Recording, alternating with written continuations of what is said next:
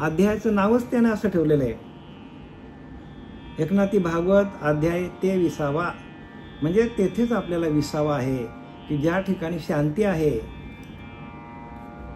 ज्या ठिकाणी सुख समाधान शांती आहे, तेथेच माणसाला विसावा आहे. आणि सुख समाधान शांती हे कुठे आहे? आपल्याकडेच आहे. पण आपली प्रत्येकाची इंद्रिय वखवकलेली आहेत. इंद्रिय आपली प्रत्येकाची वखवकलेली विषयांकडे आहेत आणि म्हणून आपल्याला शांती नाही. इथे इंद्रिय जे जे म्हणते ते तेच पुरुष करती, ते तरलेच न तरती विषय सिंधू. ज्ञानोबा सांगतात इथे इंद्रिय जे जे म्हणते ते तेच पुरुष ते करती, ते तरलेच न तरती विषय सिंधू. म्हणजे विषयांच्या नदीमध्ये ज्यांनी उड्या टाकलेल्या आहेत त्यांना विषयच आवडतात आणि त्यांना शांती कधीच प्राप्त होणार नाही. कारण विषय काय करतात? चित्ताला आपल्या चित्ताला काय करतात? चित्ताकडे ते विषय आपले तयार होतात. आधी मन घेतले हाती. विषय काय करतात तर आधी आपल्या मनालाच हातात घेतात. इंद्रियांचा राजा जो आहे तो मन आहे आणि त्या मनालाच काय करतात? विषय ताब्यात घेतात. आणि एकदा का माणूस काम विषयामध्ये गेला की त्याच्याकडे चंचलता वाढत जाते, त्याच्याकडे शांती येत नाही.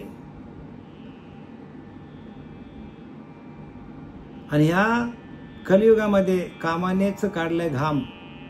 प्रत्येक माणूस हा काम विषयामध्ये अडकलेला आहे. ब्रह्मचर्य कोणीही पाळत नाही आणि त्याच्यामुळे शांती भंग होतो.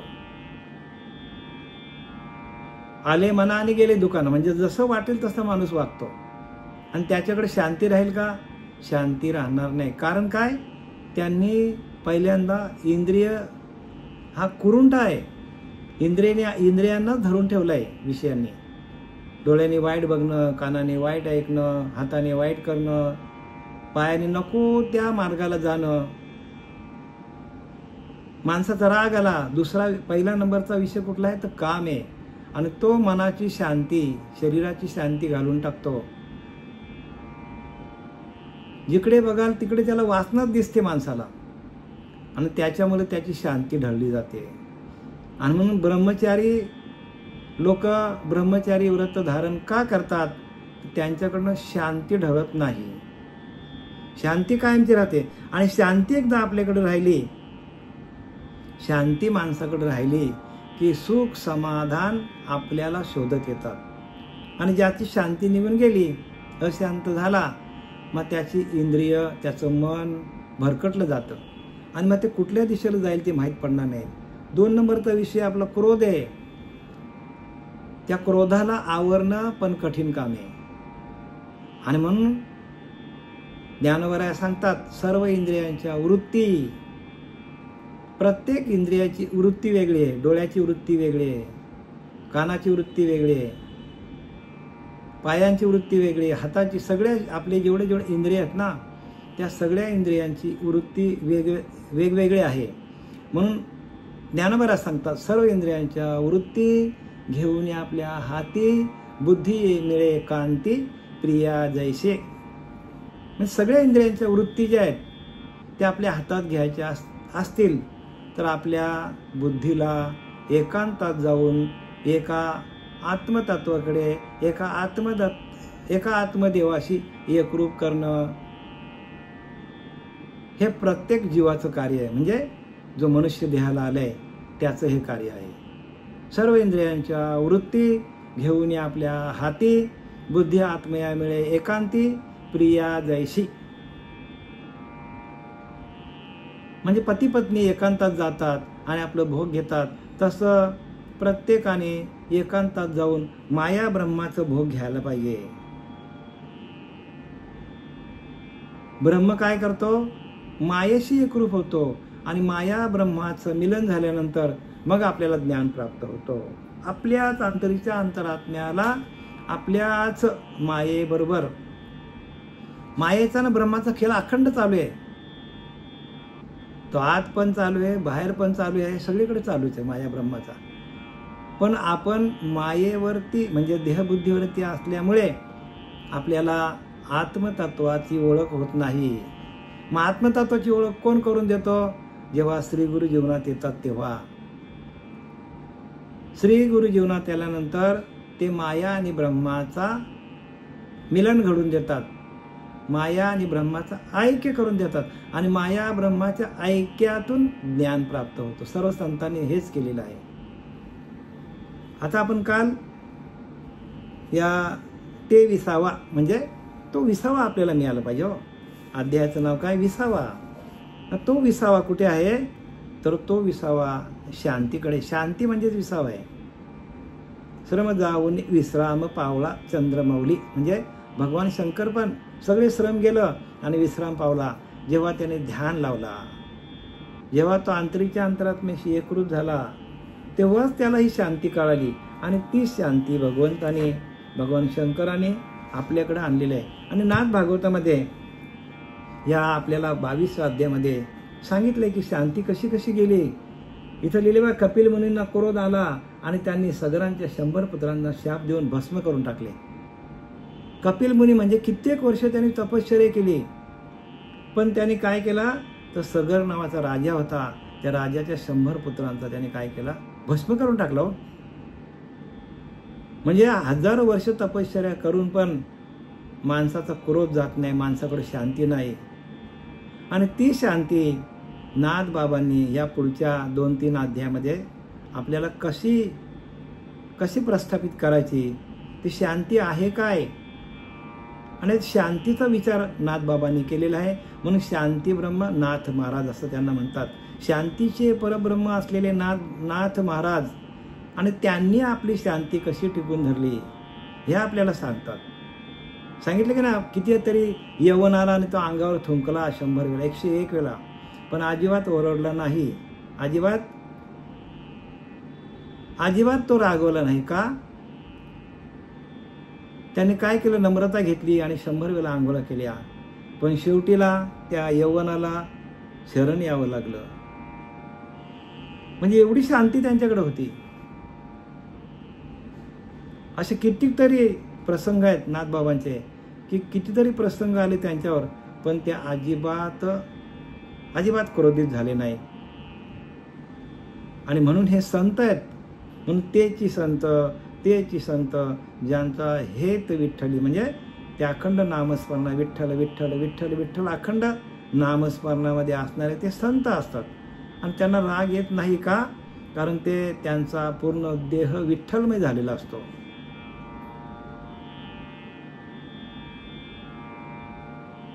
संपूर्ण काया त्यांची विठ्ठल स्वरूप झालेली असते आणि म्हणून त्यांना राग येत नाही. त्याच्यानंतर नारदाने शाप देऊन काय केलं? कुबेराच्या पुत्रांना वृक्ष करून टाकले. म्हणजे हे सगळे मोठे मोठे ऋषीमुनी आहेत, त्यांना पण राग आला. आणि तेवढ्या वेळेपुरता काय होईना, पण त्यांची शांती ढासळली आणि क्रोधित झाले. आणि म्हणून नाथबाबा सांगतात याच्यामध्ये की बाबा, शांती हाच परब्रह्म आहे. कारण पुढे आपण जर शांती आपल्यातनं गेली आणि आपण अशांत झालो आणि आपल्याकडनं काही चुका झाल्या या देहाकडनं, तर त्या देहालाच भोगावे लागतात. जे जे या देहाकडनं होईल कर्म, त्या कर्माचा लेखा न चुके ब्रह्मादिका. ब्रह्मदेवाला पण तो लेखा चुकलेला नाही. आणि मग आपल्याला काय चुकेल का? मग आपण जेवढं शांत होता येईल तेवढं शांत राहायला पाहिजे. पण शांती कशातून प्रस्थापित व्हायला पाहिजे? तर भगवंताच्या नामस्मरणातून शांती यायला पाहिजे. नाही तर आपण एखाद्या हवेच्या ठिकाणी गेलो, थंड हवेच्या ठिकाणी, आणि तिथे आपण ती शांती घेतली, त्याला शांती म्हणत नाही. शांती कशाला म्हणतात? भगवंताच्या नामस्मरणातून आलेली अंतःकरणाची स्थिती, भगवत भाव, त्याला काय म्हणतात? भगवदाकार वृत्ती, भजनानंदी वृत्ती, भजनानंदी मन, लिहिले की नाही, मन हे राम रंगी रंगले आत्मरंगी रंगले, लिहिले की नाही. म्हणजे रामाच्या त्या भजनामध्ये मन रंगला पाहिजे, तर त्याला शांती म्हणतात. शांती कशाला म्हणतात? भगवंताच्या भजनामध्ये जाऊन भगवदाकार वृत्ती होणं, त्याला शांती म्हणतात. आणि ती शांती आपल्याला मिळाली पाहिजे. आणि त्याच्यासाठी भगवंताने आपल्याला इथं उद्धवाला काय सांगितलं की शांती बाबा, शांती हो. त्याच्यानंतर तिसरा उदाहरण त्याने दिलं आहे की शृंग ऋषीच्या गळ्यात मेलेला साप घातला कोणी? परीक्षित राजाने.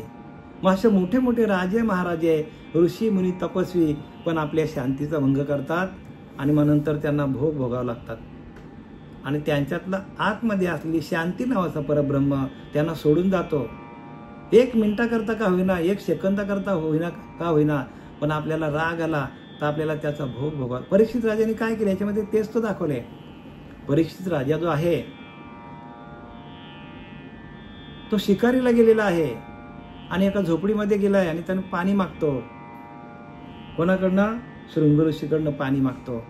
तर शृंग ऋषी तपश्चर्याला बसलेले आहेत हे त्याच्या लक्षात आलं नाही का? पण त्याची वृत्ती, त्याची स्टार फिरले आणि काय झालं तर राग आला आणि त्याने राग आल्यावर काय केलं, मेलेला साप पडलेला होता, तो साप त्याच्या गळ्यात घातला आणि त्याच्या मुलाने बघितलं, शृंग ऋषीच्या, शमीक ऋषीने, आणि मग त्याला शाप दिलेला आहे की बाबा रे, तू 7 दिवसात तुला तक्षक नाग घेऊन चावेल आणि तुझा मृत्यू होईल. मग हे कशामुळे झालं सांगा मला तुम्ही? हा भागवत कशामुळे झालंय? तर परीक्षित राजाची शांती भंग झाली, क्रोध आला आणि त्या क्रोधाला कारण काय? तर क्रोधाच्या मागचं कारण आपण सांगूया, तो सांगतो त्याला. क्रोधाच्या मागचं कारण काय की त्यांच्या परीक्षित राजाकडे मुकुट होता. मुकुट तो कोणाचा होता? मुकुट आपला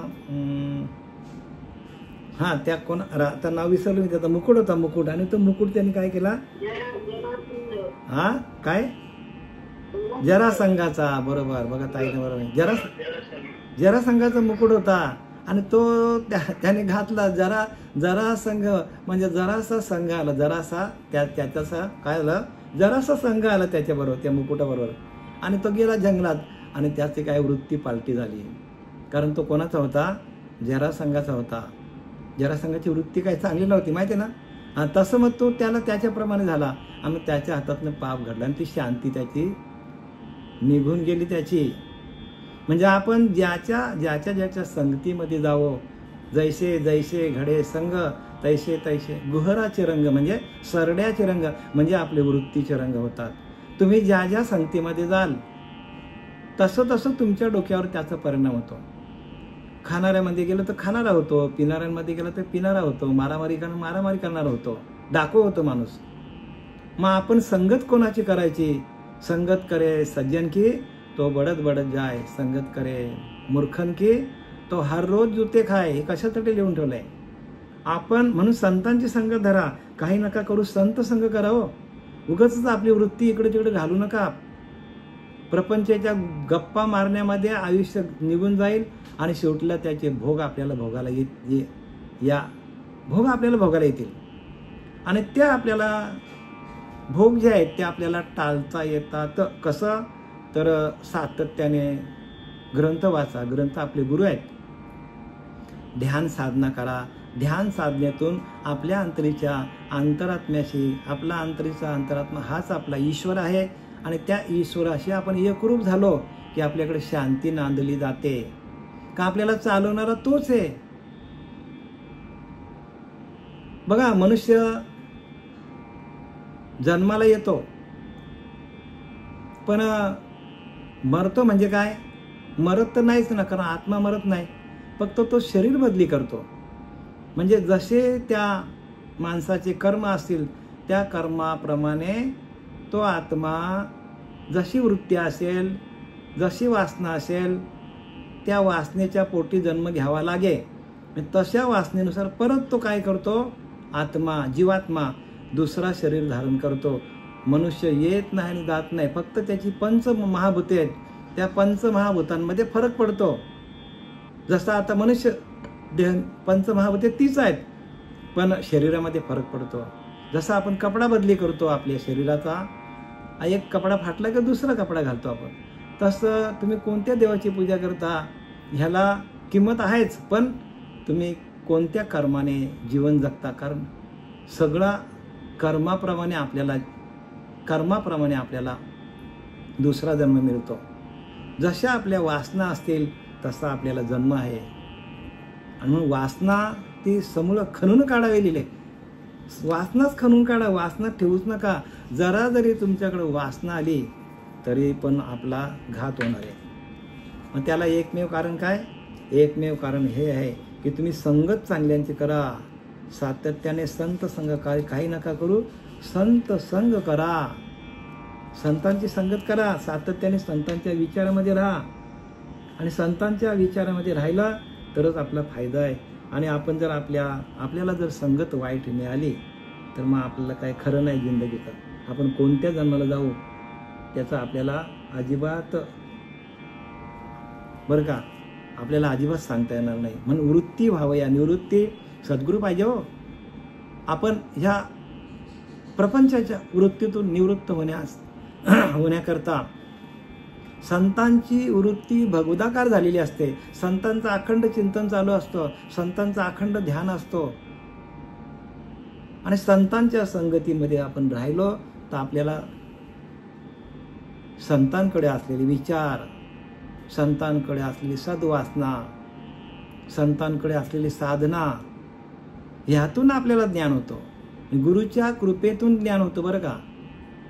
गुरु कृपा सगळ्यात महत्त्वाची आहे. गुरु जसा सांगेल त्याप्रमाणे आपण जायला पाहिजे. आपण आपल्या मताने गेलो तर हे ज्ञान होत नाही. आपल्याला बरंच काय बोलता येईल, पण आपण ओवीकडे वळूया. कालचा विषय आपला काय होता की सदा सफल आंब्याचा रुख, त्यावरी उपजे कावरुख, तो सफळ ये निष्फळ देख, तैसे उत्तम लोक भजने विना. बघा इथं काय सांगतात की जसा एखादा आंबा आहे, त्या आंब्याला चांगलं मोहर लागलेला आहे, चांगला ब्लॉसम आलेला आहे, त्याला चांगला मोहर आलेला आहे, आणि त्याच्यावर बांडगुल लागला. त्याला बांडगुल नावाचा एक काय आहे, ते एक रोग आहे. तो रोग लागला तर त्याचा संपूर्ण त्या आंब्याच्या फळांचा नाश होतो. आंबे लागत नाही, आंबे खराब होऊन जातात.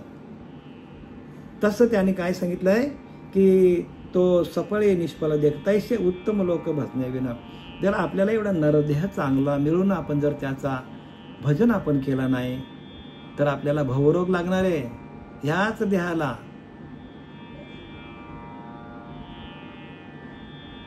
चांगला नरदेह मिळाला, आपल्याला डोळे चांगले, नाक चांगले, सगळं आधी सौंदर्य, सर्व गुण संपन्न आपल्याला देह मिळालेला आहे.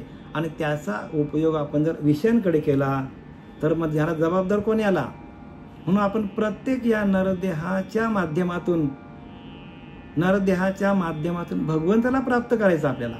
आणि भगवंताला याच देहातून प्राप्त करता येतो. दुसऱ्या इतर योनीच्या ठाई हा विचारच नाही सांगितलाय. इतर योनीच्या ठाई अजिबात विचार नाही.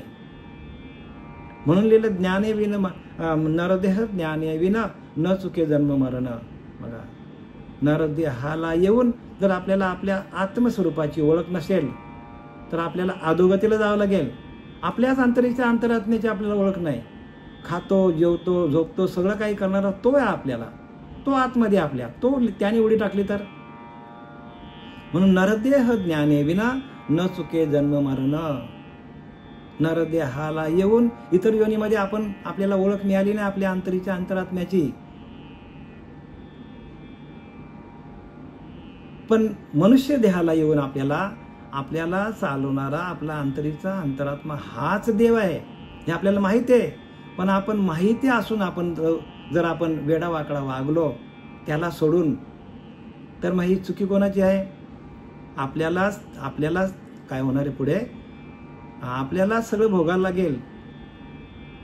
सोन्यासारखा देह आपल्याला मिळालेला आहे आणि आपल्याला चालवणारा आपला अंतरीचा अंतरात्मा आहे आणि त्याची आपल्याला ओळख झाली नाही, त्याचं आपण भजन केलं नाही, तर मग आपल्याला अधोगती आहे.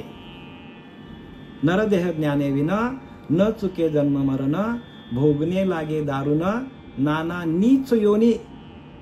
नाना नीच अनेक प्रकारच्या खालच्या प्रकारच्या योनी आपल्याला भोगाव्या लागतील. याची खबरदारी घ्या प्रत्येकाने. साध्या भाषेत सांगतो तुम्हाला की कुठल्याही देवाची पूजा न करताना तुम्ही तुमच्या अंतरीच्या अंतरात्म्याची पूजा केली तर सगळ्या देवांची पूजा केल्यासारखं आहे. आकाशात पतितोयम यथा गच्छती सागरम सर्व देव नमस्कारम केशवम प्रति गच्छती. कशाला लिहिलं आहे? आकाशातून पडलेला पाणी फक्त कुठल्याही नदीत जावं, अगदी खड्ड्यात जावं, गटारात जावं, जाऊन कुठं भेटतो? एका समुद्राला भेटतो. सर्व देव नमस्कारम केशवम प्रति गच्छती. सगळ्या देवांना नमस्कार केलेला नमस्कार एका अंतरीच्या अंतरात्म्याला भेटतो. आणि आपण जर अंतरीच्या अंतरात्म्यामध्ये ध्यान केलं, त्या माझ्या हृदयस्थाच्या ठाई भजनशील कोणीच नाही, या लागी करिता बाह्य उपाये जण अपायी पडतात. नाथ बाबा सांगतात बघा, त्या माझ्या हृदयस्थाच्या ठाई, माझ्या हृदयामध्ये भजनशील कोणीच नाही, हृदयामध्ये माझं भजन कोणी करत नाही, असं नाथ बाबा सांगतात. ज्यांचं आपण भागवत घेतलंय ते सांगतात, शांती ब्रह्म नाथ बाबा. त्या माझ्या हृदयस्थाच्या ठाई भजनशील कोणीच नाही, कोणीच भजन करत नाही हृदयामध्ये. बघा किती ठामपणे सांगतात. तुम्ही पण तुम्हा स्वतःला ओळखा. तुम्ही तुमच्या हृदयामध्ये भजन करता का नाही करता ते बघा, पडताळून घ्या. पडताळणी करण्यासाठी आपल्याला दिले हे ज्ञान. तुम्ही स्वतःला ओळखा. हो, तुम्ही कोण आहात? आपण कोण हा निश्चय बोलिला. आपण कोण आहोत? आपणच ब्रह्म आहोत. लिहिले की नाही? ममैवांशो जीव लोक जीवभूत सनातनम मनषष्ठानी इंद्रियानी प्रकृती स्थानी कर्षती. ममैवांशो, सर्व जीव माझ्या वंशातले आहेत, सर्व जीव माझेच आहेत. प्रत्येक जीव माझा आहे सांगतात भगवंत. मग आपण त्याचा अंश असून आपण त्यालाच विसरलोय. आणि त्याचं भजन कसं करण्यासाठी श्रीगुरूंना शरण जायचा असतो. घरातल्या अडचणींसाठी श्रीगुरूंकडे जायचं नसतो. त्या आपल्या कर्मानुसार आपल्याला, आपल्या मागच्या कर्मानुसार, प्रारब्धानुसार आपल्याला देह मिळालेला आहे आणि जे काय आपल्या प्रारब्धामध्ये लिहिलेलं आहे तसं आपलं होणार आहे. पण एखादा मोठा 100 किलोचा दगड आपल्या अंगावर पडणार असेल तर भगवंताच्या भजनामध्ये आपल्या अंगावर एक ढेकूळ पडल्यासारखा होईल छोटा. कारण प्रत्येक प्रारब्ध माणसाला भोगणंच आहे. म्हणून इथं काय लिहिलंय? आपल्याला बरंच काय बोलता येईल, पण आपण जरा तैसा उत्तम लोक भजने विना तसा नरदेह उत्तम मिळालेला आहे. तो भजनाशिवाय त्याचं सार्थकता होणार. भजन करा. दिलेलं तुम्हाला अनुग्रह, त्या अनुग्रहाचं चिंतन करा, प्रबोधाचं चिंतन करा. त्याच्यातूनच आपल्याला आपली आत्मोन्नती होणार आहे. आपल्या आत्म्याला जो एक स्थान आहे आत्मस्थितीचा, तो स्थिती आपली, ती स्थिती आपली संसारामध्ये निघून जातो. आणि म्हणून ती स्थिती आपल्याला परत यावी म्हणून सकाळी उठून आपल्याला ब्रह्ममुहूर्तावर आपल्याला काय करायला पाहिजे? तर भगवंताचं नामस्मरण करायला पाहिजे. भगवंताच्या नामस्मरणातून आपले सगळे प्रश्न सुटले जातात भजनानंदामध्ये जाऊन. पण आपण तेवढं सोडून आपण संसाराच्या मागे लागलोय, प्रपंचाच्या मागे लागलोय. लागू नये का? संसारामध्ये राहता राहता आपल्याला भजन करता येतो देवाचं. उठताना, बसताना, खाताना, पिताना, भांडी घासताना, झाडू मारताना, काम करताना. ज्याचा जो व्यवसाय तेथे असावे खबरदार. ज्याचा जो व्यवसाय तिथे जा तुम्ही. पण त्यांनी सांगितले की नामस्मरण. तिथे तुम्ही जाऊन काय करायला पाहिजे? सातत्याने नामस्मरण करायला पाहिजे. आणि नामस्मरण तुमचा वाढावा म्हणून सगळी खटपट आहे. नामस्मरणासाठी खटपट आहे. आणि तो नामस्मरण संतांच्या संगतीमध्ये आलं तरच, संत भेटले तरच. संतांचे वाक्य ऐकून तुम्हाला त्यात फरक पडेल, थोडाफार पडेल. पण संतांच्या संगतीत राहिलं तर 100% सुटले तुम्ही. संतांच्या अंतःकरणामध्ये, संतांच्या शरीरामध्ये, संतांच्या प्रत्येक रोमामध्ये भजन चाललेलं असतो आणि त्या भजनाच्या माध्यमातून आपल्याला स्पर्श झाला, जसा एखादा परीस आहे. संत म्हणजेच परीस आहे. पण तुम्ही परीसाला सोडून भलत्यांच्याच नादी लागले. ज्यांच्याकडनं अनुग्रह घेतले त्यांची संगत धरा. भलत्यांची संगत धरली तर आम्ही काही सांगू शकत नाही त्याच्यामध्ये. ज्यांच्याकडनं अनुग्रह घेतले, ज्यांच्याकडनं प्रबोध घेतले, अशा ज्या संगतीत राहा. बाकीच्यांचे विचार ऐकले, बाकीच्यांचे संगतीत तुम्ही राहिले तर आम्ही त्याची खात्री घेऊ शकत नाही. कारण अंतःकरणातून निघालेला जो भाव आहे तोच तुम्हाला भगवंतापर्यंत पोचवेल. कोणाच्या? श्रीगुरूंच्या अंतःकरणातून निघालेला भाव, शिष्याबद्दलचा भाव बरं का. शिष्याला सद्गुरूपर्यंत, शिष्याला देवापर्यंत नेण्याची जी जबाबदारी आहे ती श्रीगुरूंची असते. पण आपण त्या श्रीगुरूच्या वचनावर आपण आरूढ झालो नाही. त्यांच्या वचनावर आपण लक्षच घातलं नाही आणि आपण दिवसभर इकडे तिकडे फिरत राहिलो. यांचे विचार आहे का, त्यांचे विचार आहे का, इकडे जा तिकडे जा. तर जो अंतःकरणातला भाव श्रीगुरूंच्या निघेल तो भाव तुम्हाला मिळणार नाही. म्हणून काही नका करू, संत संग करा, संतांची संगत धरा. ती स्थिती नाही उद्धवापाशी, उत्तम जन्म यादववंशी, सभासदता आल्या ही हाताशी, श्रीमदासी भुलेची नाव. ते स्थिती नाही उद्धवाशी. पण उद्धवापाशी ही अडचण नव्हती. उत्तम यादव कुळात जन्म आणि राजसभेत बसण्याचा अधिकार प्राप्त असूनही तो उन्मत्त झाला नव्हता. बघा, त्याच्याकडे गुण चांगला होता उद्धवाकडे. उद्धवाकडे ना अर्जुनाकडं हे दोन गुण, आणि तेच गुण आपल्याकडे असले पाहिजे. आपण उद्धवाकडे जातो, आपण अर्जुनाकडे, अरे आपल्याकडे ते गुण असले पाहिजे. म्हणून नाथाने भागवत लिहिलंय. ते काय असंच टाइमपास म्हणून लिहिलंय ना आपल्यासाठी. आपल्याला कळलं पाहिजे ते काय सांगतात. हे जे उद्धवाकडे गुण होतं, भगवंताने उद्धवालाच का ज्ञान दिला, अर्जुनालाच का बनवला, अर्जुनालाच लढाई करायला का लावली, कोण नव्हते का त्यांच्या त्या राज्यामध्ये? अहो सगळे होते. तसा आपण अर्जुन आणि आपण उद्धव व्हायला पाहिजे. इथं त्यांना ते सांगायचं की उद्धव कसा होता, तर उद्धवाकडे सगळा होता साम्राज्य, पण तरीही त्याला अजिबात गर्व नव्हता. काय लिहिले ते? उद्धवातला जी अडचण नव्हती, ही अडचण नव्हती. कुठली अडचण नव्हती? की उत्तम यादव कुळात जन्म. बघा, यादव कुळामध्ये, उत्तम कुळामध्ये जन्म होता. मग यादव जे माजुरे झाले होते, जे माजले होते, मग ते पण यादव कुळातलेच होते की नाही? पण उद्धवालाच का पकडला? लक्षात आलं मी काय बोलतो ते? 18 औक्षणी सेना होती, विचार करा. सगळे यादव कुळातलेच होते. भगवान श्रीकृष्ण यादव कुळातलाच, पण त्याने फक्त उद्धवाला का बरं त्याने सिलेक्ट केलं, बाकीच्या लोकांना का नाही केलं? तसं श्रीगुरूंच्या नजरेमध्ये एखादा साधक चांगला आला तर श्रीगुरूंचं लक्ष असतो. कोण कुठे जातो, कोण काय करतो, हे सारखं लक्ष असतो बरं का. आमचे बाबा ना सारखं लक्ष आमच्याकडे. कुठे असेल, मी कुठे असेल, रमेश महाराज कुठे असतील, घोंगडीवाला कुठे असेल, आमचे जेवढे साधक होते ना त्यांच्याकडे सारखं लक्ष असायचं बाबांचा. तसा श्रीगुरूंचा आपल्याकडे लक्ष असलं पाहिजे. असं आपण वर्तणूक ठेवायला पाहिजे सातत्याने बरं का. आणि ज्या लहरी निघतात ना गुरूंच्या अंतःकरणातून, हृदयातून, त्या लहरी आपोआपच. आता विचार करा, तुम्ही कुठे, मी कुठे, हे यंत्र आपल्याला जोडतो.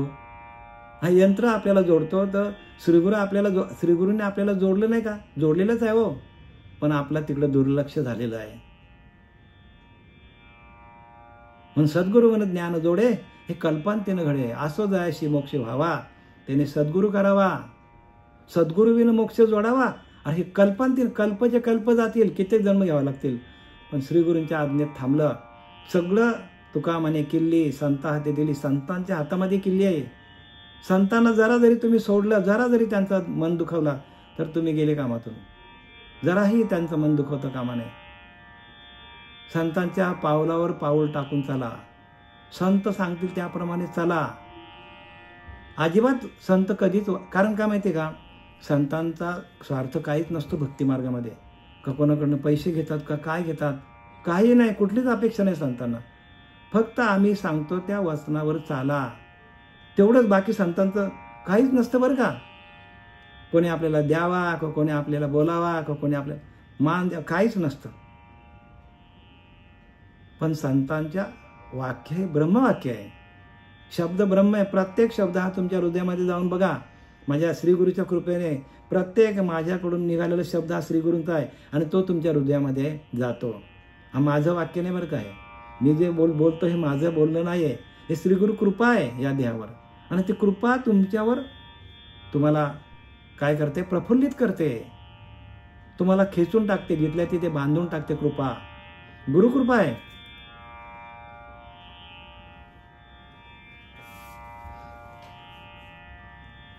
ते स्थिती नाही उद्धवापाशी.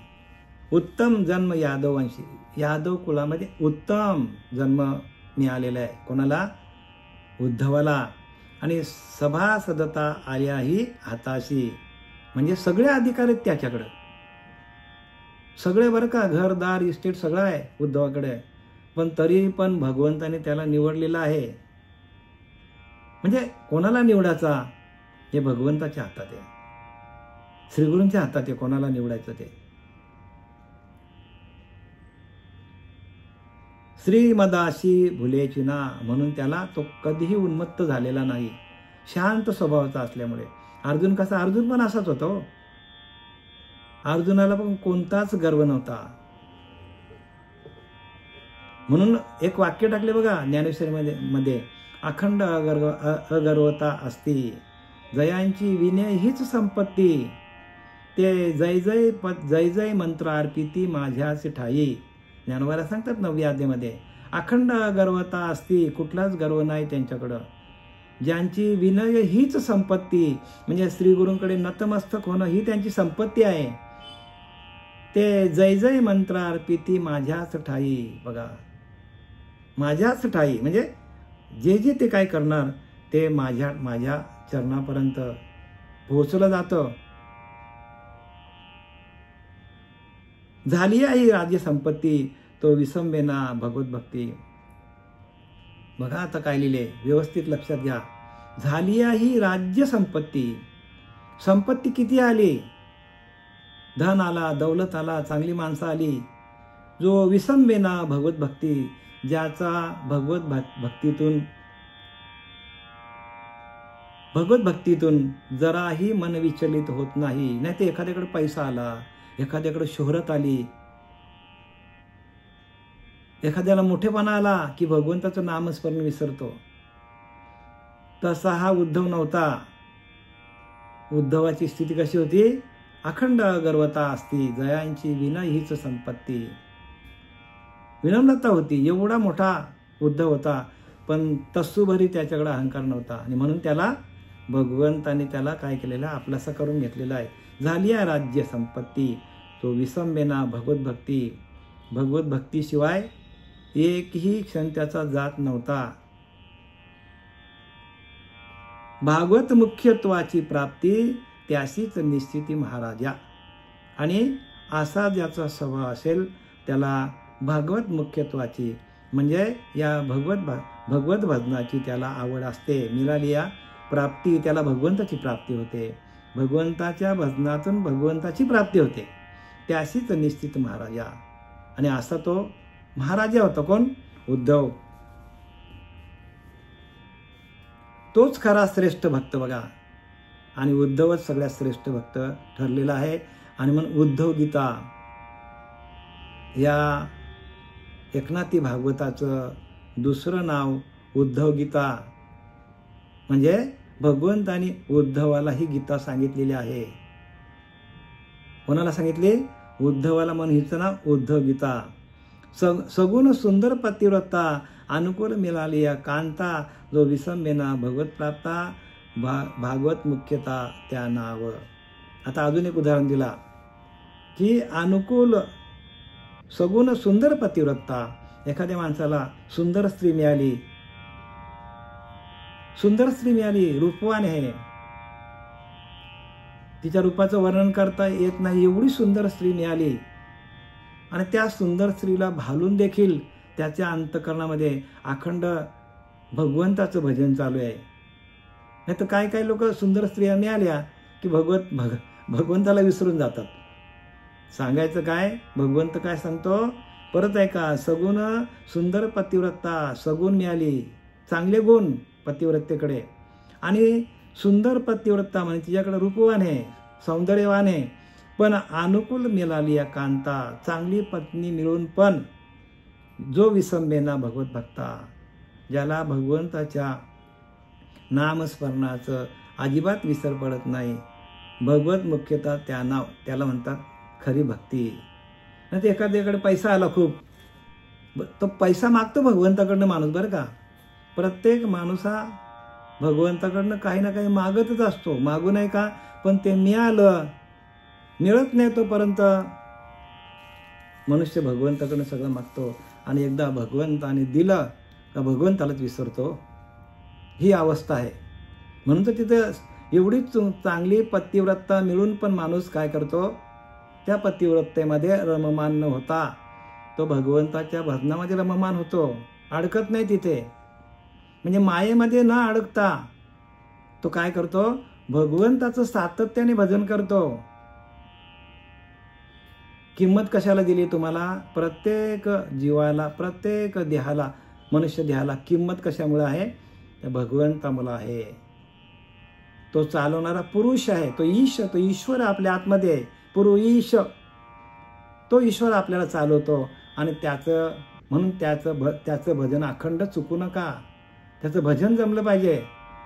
काम करताना, झोपताना, उठताना, बसताना, खाताना नामस्मरण होतच नाही कोणाचं. हो, आम्ही सांगतो ना तुम्हाला नामस्मरण होणार नाही, पण ज्याला अनुग्रह दिलाय त्याचं अखंड भजन चालतो. अनुग्रहाच्या क्रियेतून आपलं मन रामरूप होतो, भगवदाकार होतो. सातत्याने नामस्मरण केलं की एक आपल्यामध्ये आनंद उत्स्फूर्त निर्माण होतो सकाळी उठल्यावर, आणि तो उत्स्फूर्त आपल्याला दिवसभर चालतो. म्हणून प्रत्येक दिवशी सकाळी उठल्यावर जसं आपण मोबाईल चार्जिंग करतो, तो आपल्याला 24 घंटे काम देतो, तसं आपल्याला जर स्वतःला चार्जिंग केलं त्या हरिनामामध्ये, तर जसा मोबाईल आपल्याला काम देतो तसाच आपल्याला आपला देह काम देणार आहे. आणि त्याला चार्जिंगच केली नाही मोबाईलला, तर तो तिकडे पडून राहील. तसं आपण पडून राहिलोय, आपण नामस्मरण करतच नाही, आपण निकामी झालोय. प्रत्येक माणूस हा निकामी झालेला आहे, कारण त्याच्याकडे नामस्मरणच नाही. उठसूट चालला संसारातल्या चिंता, आज हे कसं होईल, ते कसं होईल, माझं घर कधी होईल, मला जागा कधी होईल. अरे काय लोक तर 60 मला भेटतात, काय लोक 70 वर्षाची झाली आहे, आता काय राहिले त्यांची शिल्लक ती त्यांना माहिती, पण तरी माझ्या पोराला घर घेऊन द्या सांगतात. घराकडे आज एक माणूस आहे 3-3, 4-4 वर्ष माझ्या संगतीमध्ये राहतो. मला म्हणतो, महाराज तुम्ही बिल्डर आहात, मला काहीतरी एखाद्या चांगल्या मुलाला घर द्या. दुसरं काहीच विषय नाही बरं का, आला की गाणी तोच लावणार, संसाराचंच गाणं लावणार, आणि लहानपणापासून माळे गळ्यामध्ये विशेष म्हणजे. आणि विचार कुठले, प्रपंचाचे. आणि म्हणून प्रत्येकाने काय करायला पाहिजे, फोनवर जरी बोलतो, एकामेकाला कॉन्टॅक्ट करून फोनवर जरी बोलले तरी पहिल्यांदा जय सद्गुरू बोला. आणि प्रपंचातल्या चर्चा करण्यापेक्षा आज आपल्याला कोणत्या विषयावर इथून तुम्हाला निरूपण दिलं जातं त्याच्यावरती चर्चा करा. आज ही ओवी वाचली, ती ओवी वाचली, ह्या ओवीमध्ये असा लिहिलंय, त्या ओवीचा मतितार्थ असा आहे. पाठ करा ओव्या. एक ओवी पाठ केली ना तर तुम्हाला एका पानावरचा निरूपण देता येईल. तुम्हाला एक ओवी पाठ केली आणि ती मनन करायला पाहिजे. श्रवणाचे होय मनन, जे तुम्ही श्रवण करता ते त्याचं मनन व्हायला पाहिजे. आणि मनन होत नसेल तर मी तुमच्यासाठी एवढी मेहनत घेतो की परत मी काय करतो, हे सगळं व्हिडिओ करतो, म्हणजे याची हे करतो, रेकॉर्डिंग करतो, आणि परत तुमच्यासाठी मी पाठवतो. पण ते ऐका. ऐकल्यानंतर त्यातले जे महत्त्वाचे मुद्दे आहेत, महत्त्वाच्या ओव्या आहेत, त्या काय करा, तुम्ही उतरून घ्या, पाठांतर करा, शाळेसारखा अभ्यास करा. अभ्यास केला तरच आपल्याला भगवंतापर्यंत जाता येईल. कष्ट करायला पाहिजे. आधी कष्ट मग फळ, कष्टाची नाही ते निर्फळ, साक्षे पिविन केवळ वृथा पृष्ठ, समर्थ रामदास सांगतात. आधी कष्ट मग फळ. कष्ट करायला शिका. आणि कष्ट इथंच, बाकी काय, परमार्थामध्ये कष्ट काय, श्रवण भक्ती आहे, ध्यान करा, एवढंच आहे. बाकी काय, बाकी आपल्याला कुठे थोडं जायचं आहे. जे काय उद्योगधंदा असेल त्या उद्योगधंद्यामध्ये राहा, त्याचं नामस्मरण घ्या आणि सगळं करा.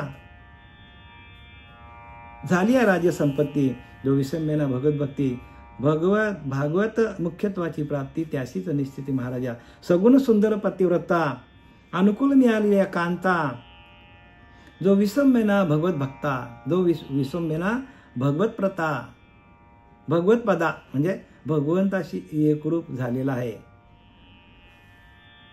भागवत मुख्यता त्याला म्हणतात भगवत भक्ती, त्याला म्हणतात भगवंताची भक्ती, भगवदाकार वृत्ती त्याला म्हणतात. ही गुणी अतियुक्त, विवेकेशी अतिविरक्त, श्रीकृष्णचरणी अनुरक्त मुख्य भागवत उद्धव. आता त्याने उद्धवाबद्दल सांगितलंय. काय सांगितलंय?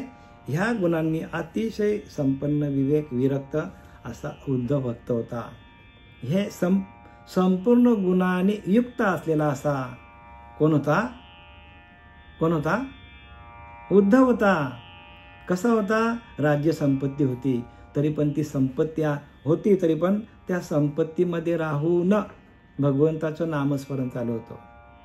सुंदर पतिव्रता होती, पण त्या पतिव्रतेमध्ये रममान होऊन देखील भगवंताचं नामस्मरण करायचा, मला विसरायचा नाही. आणि यादव कुळामध्ये जन्मलेला होता. यादव सर्व उन्मत्त झाले होते, पण अशा उन्मत्त झालेल्या सगळे यादवांमध्ये राहून देखील भगवंताचं भजन चालू होतं. मग असे गुण होते कोणाकडे? उद्धवाकडे. आणि तेच गुण आपल्याकडे यायला, आपणच उद्धव व्हायला पाहिजे. उद्धव म्हणजे काय? उद्धव एक पात्र दिलेलं आहे आपल्याला समजण्यासाठी. म्हणजे उद्धवाची अशी पात्रता होती आणि तीच पात्रता आपल्याकडे यायला पाहिजे. तीच पात्रता आपल्याकडे यायला पाहिजे. जे आपल्याला इथं सांगितलेलं आहे ते सगळं आपल्यावर ओढून घेतलं तर आपल्याला ज्ञान कळेल. आपण बोलू उद्धव जाऊ दे, अर्जुन जाऊ दे, हे ज्ञान होणार नाही. उद्धवासाठी नाही आहे हे, अर्जुनासाठी नाही आहे ज्ञान. हे तुमच्या आमच्यासाठी. आम्हीच अर्जुन आहोत, आम्हीच उद्धव आहोत, हे लक्षात घ्या. आणि म्हणून तेवढी शास्त्र तयार झाली, पण शास्त्र कोणी वाचत नाही आणि श्रीगुरूंच्या मुखातून कोणी ऐकून घेत नाही. जो तो आपलाच चालवतो, आपल्या मार्गाने चाललाय. मनोमार्गे गेला तो ते मुकला सांगितलंय, फुकट गेलाय सांगितले. मनाच्या मार्गाने गेला तर संतांनी जे काय आपल्याला मार्ग दिलेला आहे तो आपल्याच आत्म्याचा आपल्याला आत्मदर्शन व्हावा ह्याच्यासाठी सगळे शास्त्र लिहिलेले आहेत. आपल्याच आत्मोन्नती, आपल्याच आत्म्याची उन्नती होण्याकरता, आपणच आत्मज्ञानी होण्यासाठी शास्त्र आहेत. जगामध्ये लोक सगळं बाहेरच जातात, आतमध्ये कोणी येत नाही. घरभर आपण देव भरून ठेवले आहेत सगळे.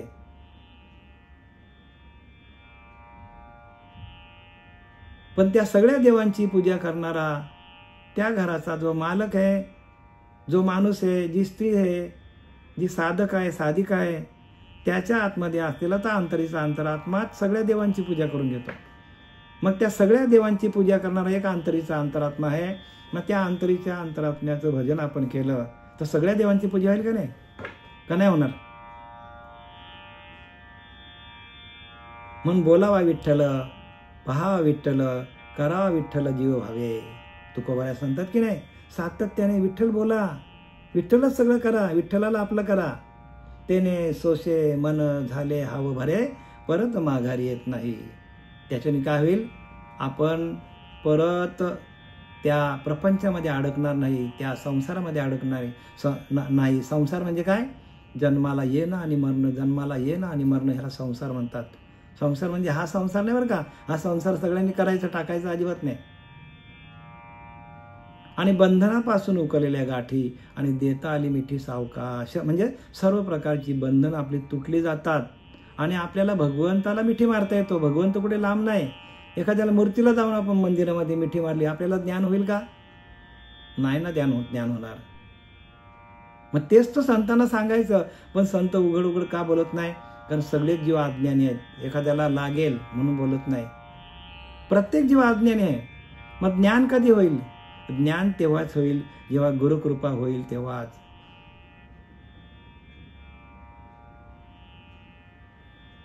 गुरुकृपा झाल्याशिवाय हे ज्ञान होत नाही. म्हणून सद्गुरु कृपा हीच गुरुकिल्ली आहे. जेणे ज्ञानदृष्टी प्रकाशली, द्वैत कपाडे उघडली एक सरा. म्हणजे द्वैत भाव निघून गेला आणि आपणच परब्रह्म आहोत असा डोक्यावर हात ठेवल्या ठेवल्या आपल्याला ज्ञान होतो. बाबाजी आपले सांगितले नाम, बाबाजी आला तुकोबारांच्या डोक्यावर हात ठेवून नाम सांगितलं, तसं आपल्या डोक्यावर हात ठेवणारा गुरु आपल्याला मिळालेला आहे. तर त्याचंच भजन करा. ते गुरु सांगतील तेच. बाकी इतरांचं आपण केलं तर आपल्यासारखा अभागी आपणच आहोत. का आपल्याकडे वेळ कमी आहे.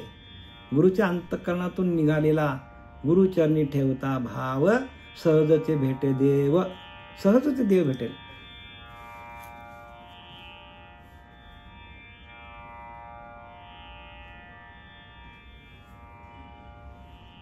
काय सांगितलं बघा इथे, की ह्या गुणांनी अतिशय संपन्न विवेकी व विरक्त असा उद्धव भक्त होता. विवेक कसा होता? विरक्ती होती त्याच्याकडं आणि विवेक होता. वैराग्य आणि विवेक, विवेक आणि वैराग्य हे दोन्ही माणसाकडे असले पाहिजे. विवेक आणि वैराग्य दोन्ही प्रसवल्या अंतःकरणी. जोपर्यंत विवेक आणि वैराग्य आपल्या अंतःकरणामध्ये प्रवेश करत नाही तोपर्यंत ज्ञान कोणालाच होणार नाही. विवेक आणि वैराग्य दोन्ही प्रसवल्या अंतःकरणी जीव सोहमपणी वर्ते. आपोआपच भजन चालू होतो. आणि विवेक आणि वैराग्य तुम्हाला कशातून मिळेल? तर या संतांनी लिहिलेल्या ग्रंथातून. ग्रंथाचं वाचन केलं, त्याचं मनन केलं, श्रवण भक्ती केली भरपूर, तर आपोआप तुम्हाला ज्ञान प्राप्त. श्रवण ही पहिली भक्ती आहे आणि ती भक्ती आपल्याला जमली पाहिजे. आणि लोक का बरं फुकट चालले? श्रवणच करत नाही. उठसूट चालले ह्या तीर्थाला त्या तीर्थाला. अरे पण तीर्था धोंडा पाणी लिहिलंय आणि देव रोकडा सज्जनी म्हणजे संतांच्या संगतीमध्ये देव आहे, पण तरी उठसूट पळतात. अरे तुकोबाऱ्या ओरडून सांगतात, जगद्गुरु तुकोबाऱ्या सांगतात तीर्थी धोंडा पाणी देव रोकडा सज्जनी. म्हणजे संतांची संगत करायला सांगितलंय. संताविना प्राप्ती नाही ऐसे वेद दे तसे ग्वाही. 4 वेद 6 शास्त्र 18 पुराणे सांगतात. अरे बाबांनो, तुम्हाला संतांची संगतच धरायला लागेल. संताविना प्राप्ती नाही, संतांशिवाय देव भेटणार नाही. किती ठामपणे सांगितले आपल्याला. पण आपण येडे गाबाल्याचे काय करतो? आपलं डोकं फिरलेलं आहे प्रत्येकाचं. जरा प्रत्येकाने डोकं ठिकाणावर आणा. संतांनी काय लिहिले ते बघा ना हो. जास्त काय बोलता येत नाही आम्हाला, म्हणून संतांनी काय काय शिव्या पण दिलेल्या आहेत. वये धने जे ज्येष्ठपण ते श्रेष्ठत्वाती आवती गौन. भगवत प्राप्ती ते श्रेष्ठ दान तेने भाग्य परिपूर्ण उद्धवू. काय सांगतात तिथे? की वयाने किंवा द्रव्याने येणारा मोठेपणा सामान्य असतो. बघा, एखाद्या माणसाला वयाने मोठेपणा येतो, एखाद्या माणसाला संपत्तीने मोठेपणा येतो, पण तो टिकत नाही, चिरकाल टिकत नाही. चिरकाल नाही टिकत. वयाने माणूस मोठा झाला, मग वयाने का त्याला ज्ञान येतो का? झाला 70 वर्षाचा 80 वर्षाचा, मग त्याला काय ज्ञान होईल का? पण इथं लिहिले का ना, वय धाकुटा पण नृपती वृद्धतया असं नमस्कार करते. किती वर्षाचा? 15 वर्षाचा ज्ञानोबऱ्या. ऐकेल का कोणाला सांगा? ज्ञान हे वयावर अवलंबून नसतो. ज्ञान हे त्याच्या अभ्यासावर, त्याच्या संचितावर, मागच्या जन्माचं जे कर्म आहेत, मागच्या जन्मी केलेला अभ्यास, ह्या जन्मात केलेला अभ्यास तुम्हाला अनेक जन्मामध्ये उपयोगी पडणार आहे. आणि तुम्ही अभ्यासच केला नाही, ध्यान केलं नाही, तर पुढचं जन्म अधोगती आहे. मग तिथे तुम्हाला ध्यान नाही, ज्ञान नाही, तिथं काय करायचं? तिथं आराम करायचं. म्हणजे काय करायचं? खाओ पिओ मजा करो, तिथे पडून राहायचं. म्हणजे भोग घ्यायचं, झोप घ्यायची, हेच तिथं. आणि मनुष्य देहामध्ये येऊन आपल्याला बुद्धिमत्ता आहे आणि त्या बुद्धीचा वापर करून आपल्याला बुद्धीचे वैभव अन्य नाही तुझे एका केशवराजे सकळ सिद्धी एका परमात्म्याला प्राप्त करणं म्हणजे ह्या मनुष्य देहाला येऊन ते कार्य करायचं आपल्याला. आणि ते कार्यासाठी आपल्याला देह मिळालेला आहे. आणि तो नरदेह असाच वाया घालू नये.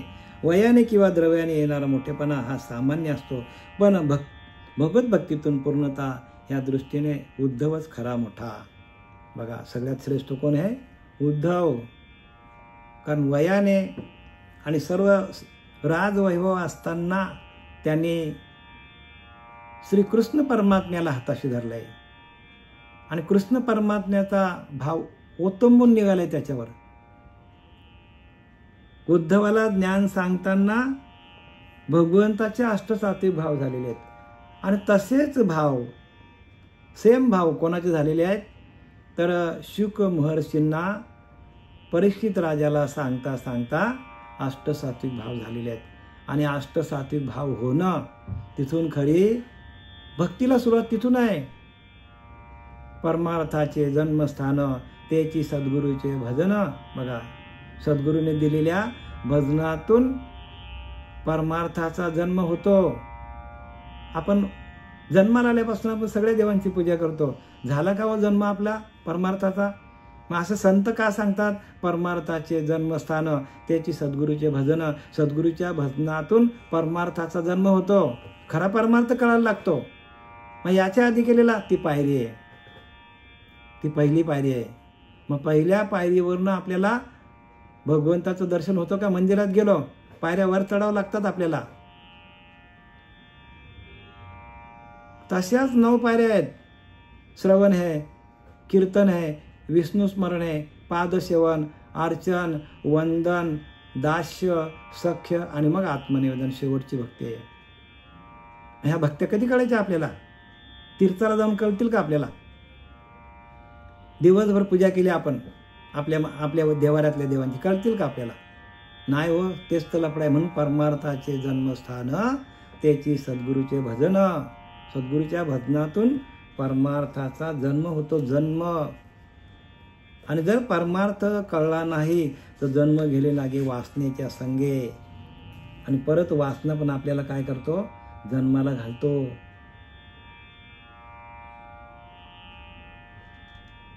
आणि असं हे भगवंताचं संपूर्ण जे भजनाची प्रक्रिया आहे, ज्ञानाची प्रक्रिया आहे, विवेकाची, वैराग्य आहे, हे सगळं कोणाकडे आहे? हे सगळं वैभव संतांकडे आहे. म्हणून काही नका करू, संत संग करा. संतांना शरण गेल्याशिवाय हे ज्ञान मिळत नाही.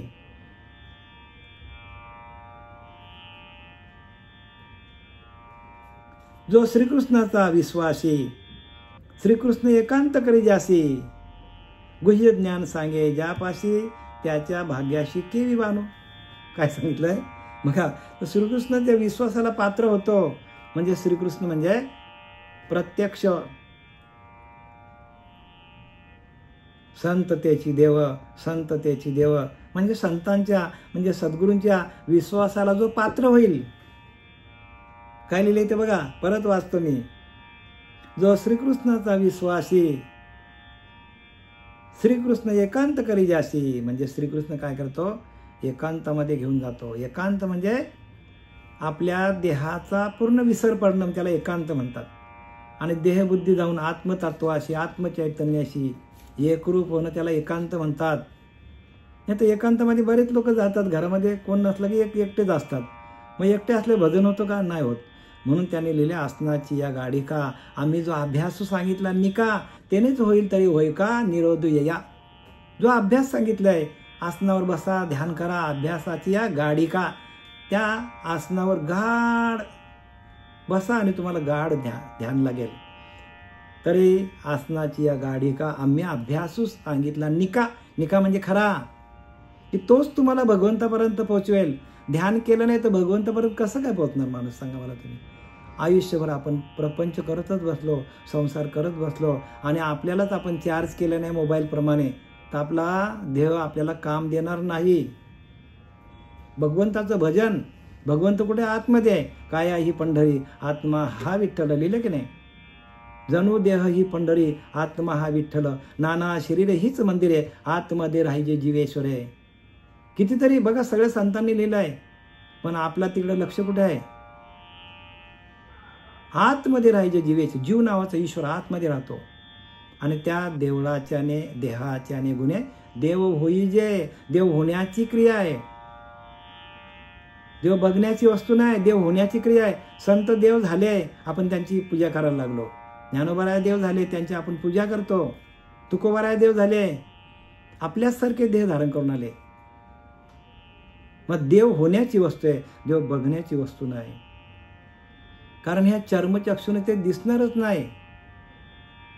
देव पाहण्याची वस्तू नाहीये. त्याला ज्ञानदृष्टी पाहिजे, ज्ञानचक्षु पाहिजे. आणि ते ज्ञानचक्षु आपल्याला श्रीगुरु देतात अनुग्रहाच्या माध्यमातून. प्रत्येकाने ध्यानात घ्या आम्ही काय सांगतो ते. जे अनुभव आलेत आम्हाला तेच आम्ही तुम्हाला सांगतो. खोटं काहीच नाही यातलं बरं का. तस्सुभर पण इकडे तिकडे होणार नाही. अनुभवाच्या गोष्टी आहे. तुका म्हणे ते अनुभव प्रमाण शब्दांचे गौरव कामा नये. सगळ्या लोकांनी शब्दांनी लोकांना भारून टाकलाय. अरे पण शब्द भूस सांगितलाय, शब्द फलकट आहे.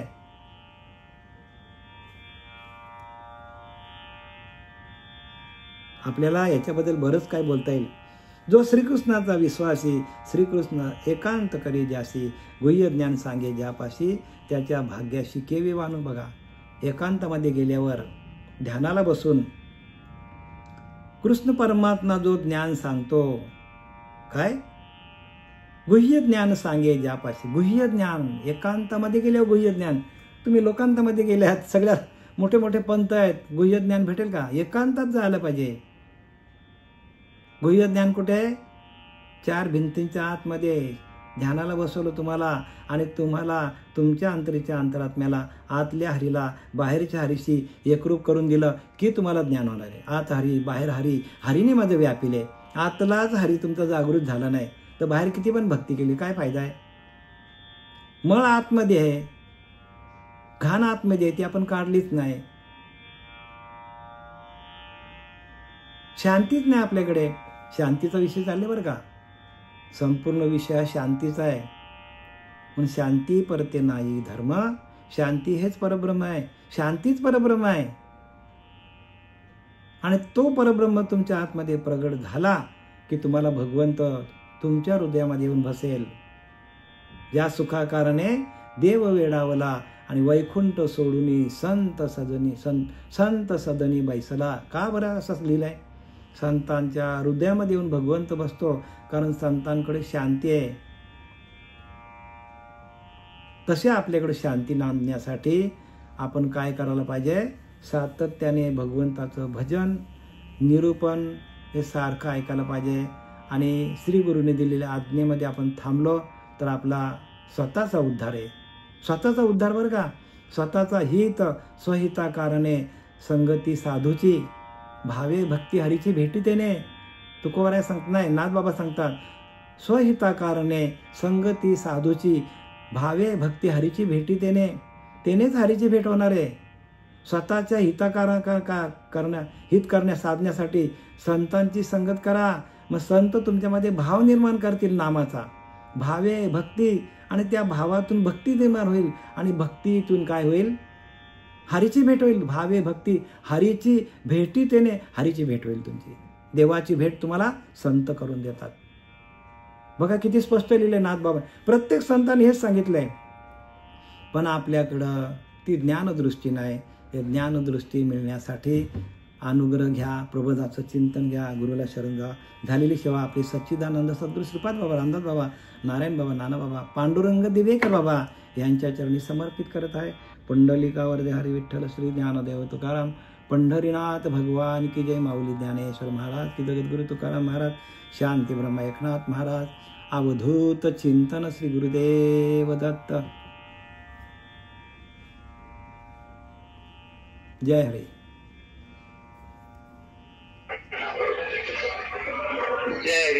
जय हरी देवा. जय हरी. जय हरी.